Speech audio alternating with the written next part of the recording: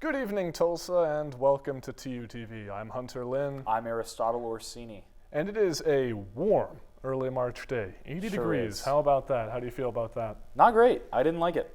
Yeah, I'm more of I say I'm a cold weather guy, but I love the warm weather too, but I'm not acclimated yet, and I've been sweating all day. Yeah, me too. And now I gotta wear pants and a blazer. So, it takes a second, but we're doing this because we love it, of course. The great noble pursuit of journalism, which it seems every week is being eroded more and more by this current presidential administration. Sure is. The started with the AP getting removed from the White House press pool, and now it's gone further, and only people with explicit permission for giving positive coverage of President Trump are going to be allowed in the press pool. And what does that say? I mean, it should be very obvious to all of us by now, after more than 12 years of this man being in the public policy scene, and yet it seems so many people have a glaring blind spot when it comes to President Trump's continued infringements upon the freedom of the press, freedom of speech, freedom of expression, freedom of religion. Yeah. And I don't think it'll stop anytime soon. Certainly not if we continue to let his administration get away with what they are doing. Speaking of what his administration's doing, let's pitch it to news. And we'll see at the end of the show. Geeked versus locked in.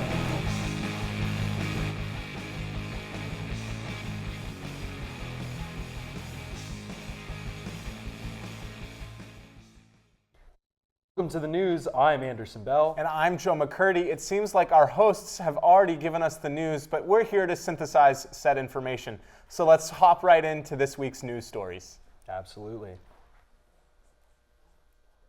The second Trump presidency has already seen massive changes in U.S. foreign policy. Now, with American military intelligence and funding to Ukraine put on hold, European leaders are scrambling to mount a collective response to Russia's invasion. According to the New York Times, Trump's impulsiveness makes planning around him difficult. Last month, Trump called Ukrainian President Volodymyr Zelensky a dictator and put millions of dollars of military aid to Ukraine on hold. Recently, Trump has threatened Russia with more sanctions if it does not accede to peace talks. Regardless of Trump's day-to-day foreign policy stance, French President Emmanuel Macron believes that Europe faces, quote, irreversible changes and needs to greatly increase its military spending. With U.S. intelligence cut off to Ukraine, Europe is left in a difficult position.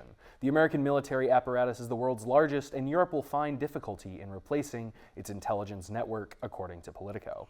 The mood in Europe is still resolute, however. Macron told European chiefs of staff last week that peace cannot be the capitulation of Ukraine. A South Carolina man was executed by firing squad last week, marking the first such execution in the United States since 2010. Brad Keith Sigmund killed his girlfriend's parents in 2001 after she broke up with him, and he admitted guilt ever since. Quote, I have no excuse for what I did. It is my fault, and I'm not trying to blame nobody else for it, and I'm sorry, close quote.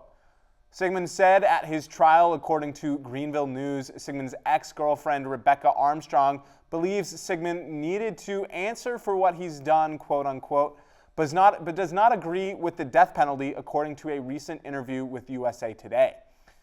The execution raises questions over the sensibility of the death penalty. Sigmund opted to be killed by firing squad in light of recent lethal injection complications in South Carolina, according to his attorney.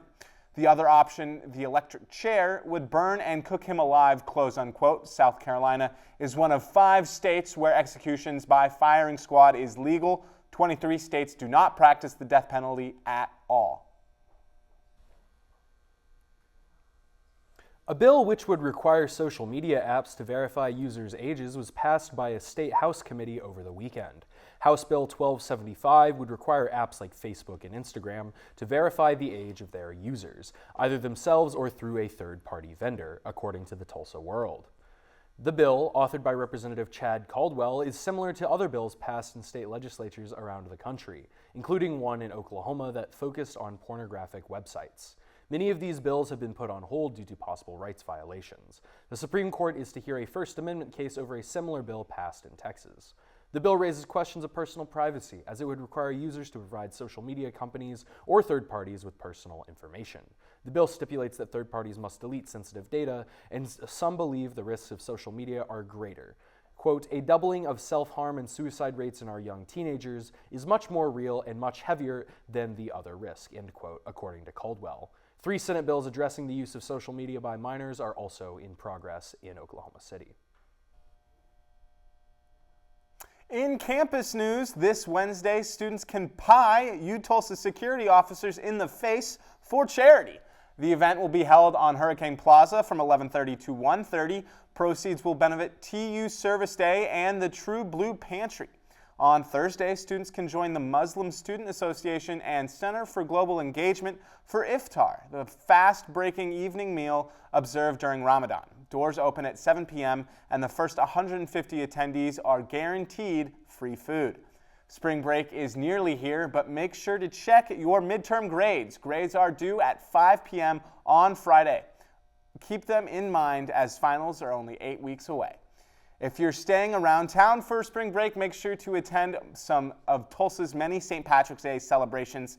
The St. Patrick's Day Run, hosted by Special Olympics Oklahoma, will take place Saturday morning, and local pubs such as McNally's, Arnie's Bar, and Kilkenny's Irish Pub will host events early next week. If you're looking for something with a little more horsepower, Hot Wheels Monster Trucks Live will perform at the BOK Center on Saturday and Sunday.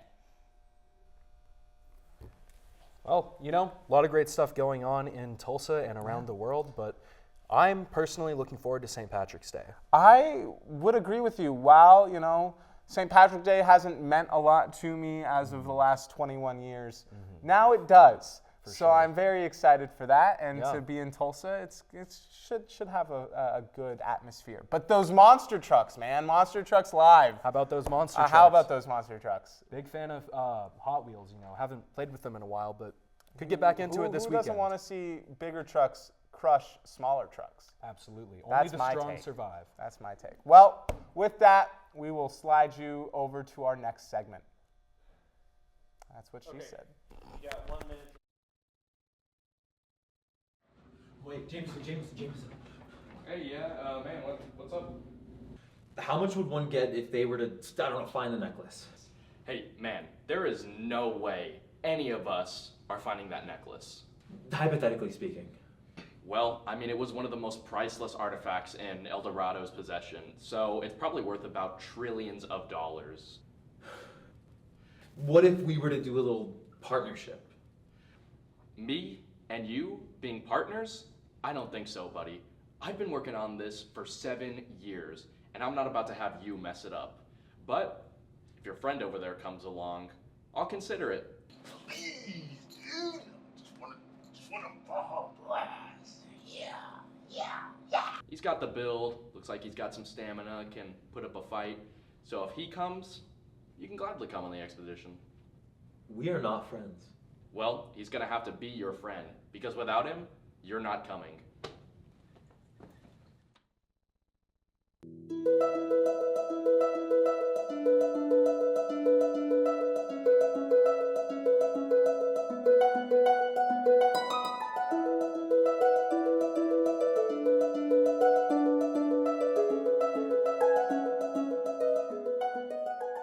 And welcome back to the host chairs. I am Joe McCurdy, joined by fellow senior Tulsa graduate, AJ Thompson. AJ, thanks for joining us. Thanks for having me. Well, AJ, we just got a chance to see a clip of your current and finished senior project. Let's talk about that. That, you know, looked very well produced. I'm very impressed. Oh, no, thank you very much. Yeah, it's a senior project that I have that I just got done filming recently. We're still in the post-production part, you know, getting the editing and getting all the audio, making that clear as possible and producing the best quality of work, you know, just something overall, something we could be proud of. Me and my colleagues, there's 5 of us that's producing our own short films.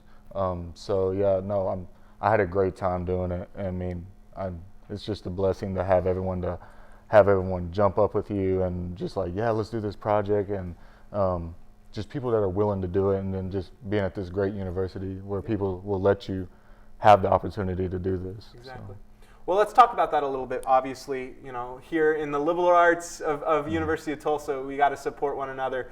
What do you have to say about the product that's coming out of the Film Studies department here at TU? I think the product of what's coming out is tremendous. Just the creativity that we have to have, especially being on like low budget. Yeah. I mean, that's what these films are, of course, like just low budget films. So like just having to be creative and think of different ways of how can we build these props, how can we set up these sets. You'll see in another film that I've worked on with Bryce Cusick called Inside the Box. He built a set inside of his apartment here at TU. Yeah, I've heard about it. It garnered a lot of interest from our friends over in campus security, I was told. Oh yeah, no, for sure. But we were just filming there last week, and everything is going very well and smoothly. We're wrapping up on that project. But yeah, just I would say the creativity, and with us being low budget films, it honestly makes us better filmmakers, and just also understanding of each individual thing that goes into making a film, from just cinematography, working with others, directing, producing, editing, casting. We have casting calls, so we have to know how to do everything, and I think that's it's something that we have to take advantage of, and it's a good advantage that we have. Well, as a senior, obviously this is all culminating to your final senior project. So if anybody was interested in supporting our young up-and-coming directors, filmmakers, where would they want to go to partake in your films? That's a good question. I would say just reaching out. I mean, just kind of like having like some funding, as in like, we can pitch to ideas to people and things like that. And I mean, there's a lot of organizations with that, just in Tulsa in general. I mean, the film culture is growing. Like, I mean, we've had a lot of productions come in the last few years. And I would say the school has also helped out with this too. I mean, they've given us a little bit of funding this year, which they really haven't done in years prior. So each year I see a little bit of a level of us going up and improving when it comes to getting funding. But at the same time, I mean, like just working together with all of us and just trying to provide the best we can work with. And I think what we have, I've seen a glimpse of every film, and I mean, personally, I'm impressed. I'm kind of scared to show mine to people. So well, from what I saw, it looks great. And I know that's not the only thing you are involved in at this moment. I know you are in the new production of The Outsiders being performed at the Tulsa PAC. Just give us how that experience has been as a postgraduate, being able to perform already on stage. Yeah, no, it's a fun experience, I should say. Working with the cast and crew with. And this is my first time in like a theater setting too. I didn't have theater when I was in high school. So going from film to theater, I would say I've learned a lot from the entertainment aspect, and just also working with people in a different variety of just genres. And then the cast, they're great. I mean, they're great to work with. Rehearsals are amazing, and I've learned so many things that I can carry on into my film endeavors or producing the endeavors. So. Yeah. Well, that's great to hear. And I end us off with this question. Obviously, I'm a big theater guy. Okay. And I love my film, though, too. What do you think, as somebody that is now being introduced to theater, is more impactful? The art form, theater or film? I would say impactful. I would say theater. And that's only because it's live, it's happening, it's real. It would 100% be theater, because film, you have to make yourself invested into it. Yeah. And sometimes that's a complicated thing to do.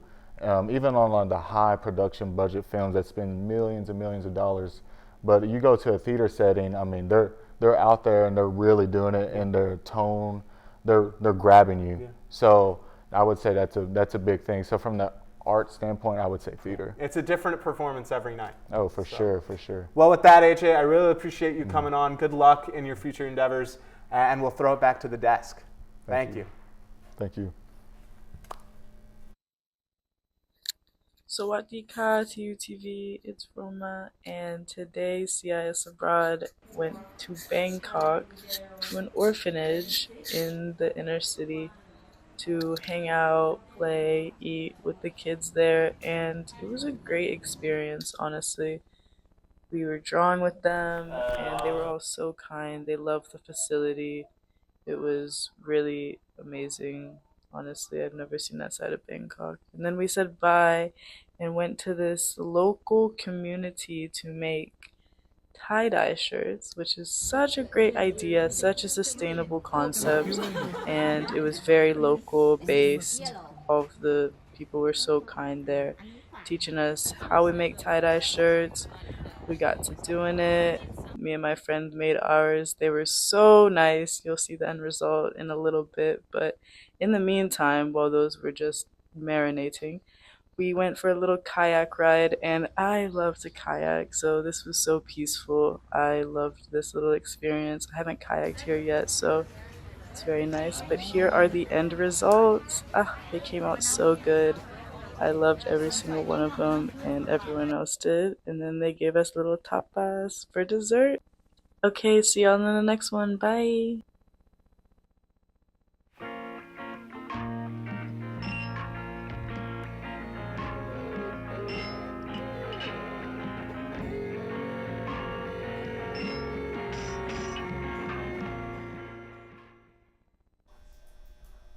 Hello and welcome back to The Desk. I'm Bruce Bigler. And I'm Carter Reed. Here to bring you some of the most exciting updates about entertainment on the TU campus and beyond.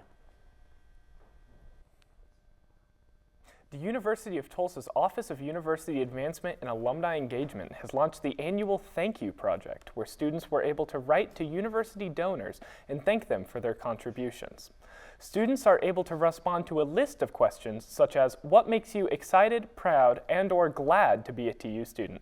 Prompts also include, quote, what campus activities have you participated in this year, and what is your favorite TU tradition, allowing donors to get to know the individual student's interest and not just their academics. The Thank You Project not only allows students to express their gratitude, but shows donors that their contributions are making a difference in the lives of every person who has received financial aid from TU. Studio 151, the other arguably more put-together half of TU's Media Lab, hosted their bi-weekly meeting last Friday. While TUTV focuses on broadcasting, Studio 151 focuses on podcasting, and for those interested, podcast editing. The studio hosts a wide range of podcasts from Scrubbing into Tulsa, a medical-centered podcast, to Dude, What Happened, which covers apocalyptic and post-apocalyptic media. Students, regardless of major or interest, are encouraged to come to the meetings to pitch their podcast ideas or to get to know the club better. Meetings are every other week, Thursdays at 5 in Studio B in Kendall Hall, with the next one being Thursday the 27th, the Thursday after spring break. The newly renamed Office for Resilience and Belonging hosted their annual awards banquet last Thursday. As happens every year, the office sought to recognize individuals and organizations who made an impact on the TU campus as an effort to promote an inclusive environment. Examples of awards presented include the Rising Advocate Award, the Speak Out Award, and the Safe Space Award. The night was also filled with performances, including 2 spoken word pieces by TU students Bethany Hopkins and Michaela Good. Notably, the night also included a keynote address by journalist John Quinones, the host of the ABC show, What Would You Do? As per usual, there's a lot to do on campus this week. On Wednesday from 5 to 7, the History Club will be partnering with Lambda Alpha Anthropology Club to present a St. Patrick's Day event with both a historical and an anthropological presentation about the traditions of St. Patrick's Day. Later on Wednesday, Professor Emily Contois will host students at her home for her monthly faculty and residence dinner. To receive an official invitation and be able to go, students must fill out a dinner interest survey, which can be found in the event details listed on the events calendar. Friday, March 14th is the last day to enter the Women's and Gender Studies Essay Contest, which seeks to recognize and award students who have written great essays on women, gender, and/or sexuality during 2024. Not only will winners have bragging rights, but cash prizes will be awarded. For more details about these and other events, check out TU's events calendar at calendar.utulsa.edu. Thank you all so much for tuning in to Entertainment. Join us next week as we have more exciting things to share.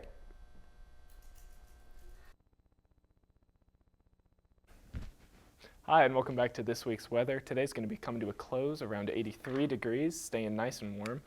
The rest of the week should be about the same. High's going to be staying around 80, some in the low 70s. This weekend, we're going to see a slight drop in temperature starting Saturday. That's going to follow the storm system's going to be blowing through. We'll talk about that just in a second here. Next week, temperature's coming right back up, so look forward to more sunshine. So looking here now at our 500 millibar map of the GFS model, we do see this large trough moving through. This is our run from Friday at 6 p.m. So if you see here, Tulsa is not going to be the main risk for this. We're going to be safe here. But this main trough will be moving across the deep south. We're really especially worried about areas like Mississippi, Arkansas, and Louisiana here. They're really going to be seeing the brunt of the impact from this, even up into potentially southwestern Tennessee in a few places. This is mostly going to be a tornado risk, so supercells are likely to develop. And with the potential limited moisture we see here, there's a chance that we get pretty solidly discrete cells throughout the entire event. So something to definitely be aware of there. Now, there is one potential failure mode for this. Looking now at the GFS model run for moisture, we see a decent amount of moisture advection from the Gulf, but you'll notice it's a little bit limited compared to some of these events we've had in the past with a large trough moving through. That's because there is a smaller trough moving through this Wednesday. You may have noticed we have a slight severe storm threat to our south, so nothing to worry about here, but that smaller trough moving through is going to sweep away a lot of that moisture out back into the Gulf of Mexico, preventing this from covering the entirety of the deep south. So if you see here, we have those green colors on the map sweeping up. This is going to be Friday midday, and that's really going to limit some of the storm's potential. But the issue is, as we move throughout the rest of the weekend, that packet of moisture we see there is just going to keep growing across the deep south, providing a lot of heat and energy for this storm system that's going to be moving through. So no risk for our area, but definitely something to be aware of. I'm Carter Reed, and this has been your TUTV weather. Splendid, dear boy. Good evening, and welcome to the TUTV discussion board. My name is Hunter Lynn. I'm Aristotle Orsini. I'm Carter Reed. And I'm Anderson Bell. We have some interesting topics for discussion today. Let's get right into it, I believe, with the war in Ukraine. Donald Trump announcing the halt of all American aid to that country, and then today, in fact, restarting it. What do you make of this? You know, I feel like there's not a whole lot to make of it here. I feel like Donald Trump's flip-flopped on a lot of his policy goals, promises in his administration. You see a lot of inconsistency with tariffs, saying he's going to put these massive tariffs on Canada and Mexico, and then immediately the next day flip-flopping whenever the Dow Jones tanks. And, you know, I really don't find it all that surprising that he's being inconsistent in yet another facet of his policy, and especially with something where, you know, he and his administration may personally not like providing aid for Ukraine, but the Republican Party establishment has generally been very in favor of it up until very recently. So it's not hard to imagine that there was pressure put on him to try and temper the more extreme MAGA sensibilities in his administration. Yeah, I mean, basically what Anderson just said, Trump doesn't really have hard policies. He does what makes people go, I like Donald Trump. He does that. As long as those people are wearing the red hat, he'll do whatever they want him to do. Including some interesting acts with a microphone stand. Let's segue now to the escalating trade war between the US and Canada. As we saw recently, plans to increase tariffs on mineral imports from Canada, going up to 50%. How will this affect the US metal industry? I think it's a bold assumption that these tariffs will stay in place much longer than they have. I mean, I feel like every month we hear a new set of tariffs announced. Like Anderson said, I mean, nothing has stuck so far. Even other policies are being turned over as soon as they can. So I'm hesitant to say that there will be any lasting repercussions from this, other than more anti-American sentiment in Canada. I mean, look, it's like Donald Trump said in 2015, I think he ought to be shot out of a cannon because of it. Because he tweeted back in 2015, if the Dow Jones drops by 1,000 or more points in a day, the sitting president ought to be shot out of a cannon. I mean, into the sun. Into the sun. The markets are reacting very negatively to this move, and I mean, I'm not a big stock market guy, but when there's that much red, I feel like it can't be a good thing. It kind of poses the question, why are these protectionist trade policies still popular among many of the demographic that they'll hurt the most? They don't understand. They don't understand the actual impact of these policies. The people they listen to on the news and in politics, they say, hey, this is good for you. And they go, oh, it's good for me. Because they don't do the thinking. They trust whatever mouthpiece they've been told to trust. And if egg prices go up, it's because of woke trans mice. Thank you, folks, for joining us for the roundtable today. I've been Hunter Lynn.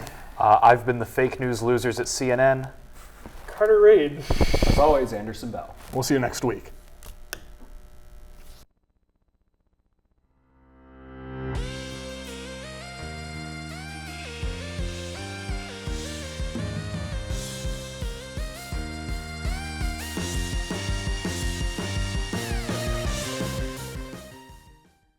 Hi, and welcome back to the Sports Desk. I'm Carter Reed. And I'm Bruce Bigler. Lots of exciting stuff going on in and around Tulsa this week, so let's jump right into those stories.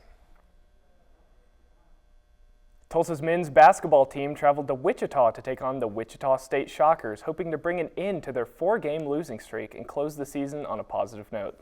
The first half was a closely fought battle, with each team recording 27 points going into the second half. TU's Dwan Odom scored 9 points in the first half, setting the pace for the rest of the game. After the break, TU would begin to pull away from the Shockers. Following a layup by Ian Smickle early in the half, TU gained the lead 31-29 and held on to it for the rest of the game, eventually beating the Shockers 73-63 and handing them their first loss on senior night since 2018. Dwan Odom led the team with 20 points, making it his 4th game of the season to score 20 or more points. Tulsa will face the Temple Owls in the first round of the American Conference Tournament. Regardless of the outcome, the Tulsa's men's team will need an answer to a number of questions during the offseason. The team will look to rebuild following its disastrous season by looking both to recruit out of high school and improving its fortunes in the transfer portal. The TU women's basketball team finished their regular season and secured their spot as the 5th seed in the American Conference Tournament this past week, playing in the second round against the 12th seed Charlotte 49ers, who posted a conference record of 4-14. TU and Charlotte were deadlocked for most of the first half, with the score being 14-12 in Tulsa's favor after the end of the first quarter. With 4 minutes remaining in the second quarter, Charlotte would gain a 7-point lead at 33-26 heading into the second half. From here, Charlotte never looked back and dominated the rest of the game, eventually winning 71-66 in a shocking upset victory. Delaney Crawford led TU in scoring, totaling 18 points throughout the course of the game. Hadley Perriman posted a remarkable 14 rebounds, making for another defensive display and tying her season high. These performances simply could not catch up to or stop Charlotte's offense, with Haley Breland and Kenna Rembert leading the team with 23 and 14 points. The TU women's team will look to reflect on their season and find areas of improvement after their unexpected collapse to a struggling Charlotte squad. After a lackluster 10-10 start to the season, Tulsa softball was looking to start rebuilding its conference resume. Conference play for the Golden Hurricane began last weekend by hosting 3 games against the Memphis Tigers. Tulsa started off in American Conference play with a powerful showing against the Tigers. Although the game was tied going into the second inning, TU would stand strong, scoring 4 in the third inning off of 5 consecutive hits. Tulsa would score 2 more runs in the 5th and 6th innings and shut down any attempts at a Memphis comeback, ending the game 7-3. TU would have their next matchup to Memphis, falling 4-13 after being 3-0 at the top of the third inning. Memphis would score 5 after just as many hits, 2 TU errors, and a double steal. The next inning saw just as grim fortunes for the Golden Hurricane, where Memphis scored 8 runs on 7 hits and 3 Tulsa errors. The 3-game series all came down to their final matchup. In the Sunday game, TU put in Mara Moore at pitcher, where she shut down Memphis's offense early in the first inning. Tulsa would then score 2 runs in the first, shut down Memphis again, and score 6 more runs in the 3rd and 4th innings to end the game in the 5th. Overall, Moore would just put on an impressive display, allowing 5 Memphis hits the entire game. Tulsa will host the #1 Oklahoma Sooners on Wednesday, where they will look to pull off a massive upset. The Tulsa Oilers traveled to West Valley City, Utah last week to face off once again against the Utah Grizzlies in a 2-game series. Connor Roulette struck first, putting Tulsa ahead just under 5 minutes into the first period. However, Utah answered quickly, tying the game until Tulsa's Daniel Ladigan found his 3rd career goal, putting the Oilers up 2-1 heading into the second period. The second period would see 1 more goal scored for each team. The Oilers would finally seal the game with 2 minutes remaining with back-to-back goals from Mike McKee and Michael Farron, winning the game 5-2. Utah would find the goal first in the second matchup. Tulsa's Ladigan evened the score before Utah scored once again and was answered in kind by Solag Bakic, tying the game at 2-2 going into the second period. Goalie Vyacheslav Badaitz stopped all 11 Utah shots in the frame. Connor Roulette found the net in the third period, sealing the 3-2 win for Tulsa. After extending their win streak to 3 games, the Oilers look comfortable at the 3rd overall spot in the ECHL's Western Conference as the Kelly Cup playoffs stand just over a month away. Well, definitely some exciting stories there. A lot going on lately. For sure. Not a great week for Tulsa, I'll say. It's been a little bit dark. You know, I think everyone has run a little bit low on optimism lately, and it's hard to expect much more than that. Yeah. Yeah. Softball's looking a little bit rough. Basketball's looking a little bit rough. But well, speaking of basketball, let's talk about the women's play in that tournament. What do you think exactly went wrong there? It's so disappointing to see when we have a really consistent record and we do well and then we're ahead and just, I don't know if it gets in the team's head. Not exactly sure what happens. I think that's really what it comes down to. Yeah, I would say our defense was looking a little bit weak, especially more so than usual. Our offense has been pretty consistent throughout the season, but when that defense isn't there to back it up, I think we really flounder. We had a cripplingly low number of rebounds, and I think the ability to force turnovers is just not something that our team currently has. Yeah, for sure. And it does seem like 2 players are kind of carrying a lot of the women's basketball. The way it goes. Yeah, for sure. So hopefully we give them a break on spring break. They'll come back better than ever. Tulsa's going to be raking in the wins. That's my plan. Fingers crossed. Speaking of spring break, we have an excellent package coming right up.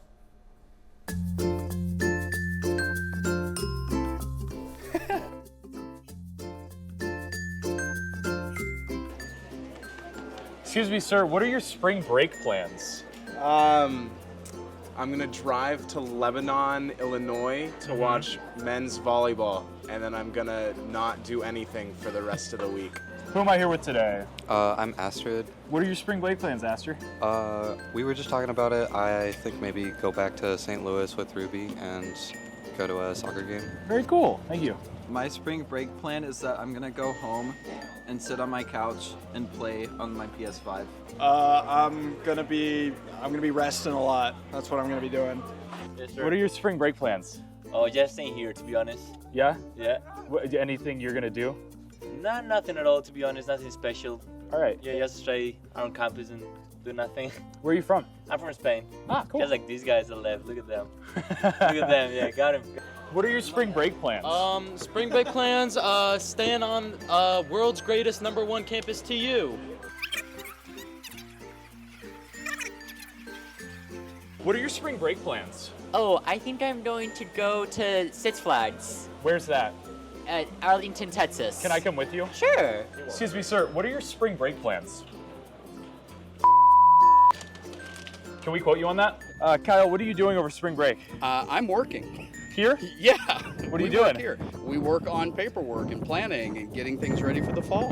Can I come with you and help? I think you need to take some time off and rest. Ezra, what are your spring break plans? Do you have any? Is it be a good girl? Yeah, I bet it is. What are your plans for spring break? I'm going to Branson. What are you doing in Branson? I have no clue. I'm just along for the ride. You going to Silver Dollar City? That's in Branson. No, we hate Silver Dollar City. Okay. Can I come with you? No. My family's going on spring break without me. Well, I fear you would link too many things like the Washington Monument, so... I don't know what you're talking about. That sounds like slander. I think we have video proof. Please put the video proof on the screen now. I don't know what you're talking about. I think now you do.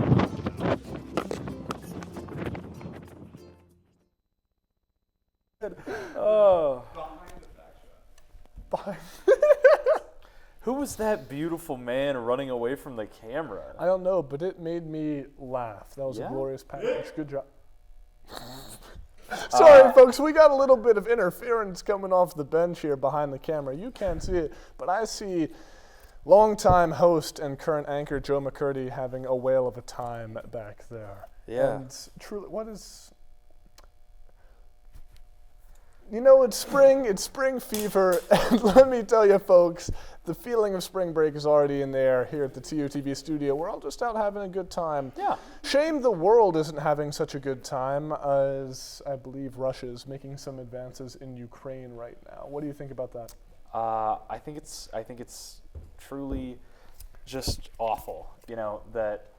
I mean, we as the largest superpower in the world aren't doing everything we can to prevent the oncoming tide of fascism and are in fact working in favor of it, both domestically and overseas. It's a real shame, although there is one important update. Of course, the Trump administration agreed to resume military aid to Ukraine actually today, so that's a breaking news update from our previous news story. But still, as we discussed earlier during the round table, our flip-flopping foreign policy isn't going to get the job done when we're faced by a resolute and committed authoritarian enemy on multiple fronts. Yeah. Well said, Hunter. Try my best. That's all we've got for today, but tune in next week to find out if Benton Raymer is actually a lizard man. I'll also eat the rest of Aristotle's tie.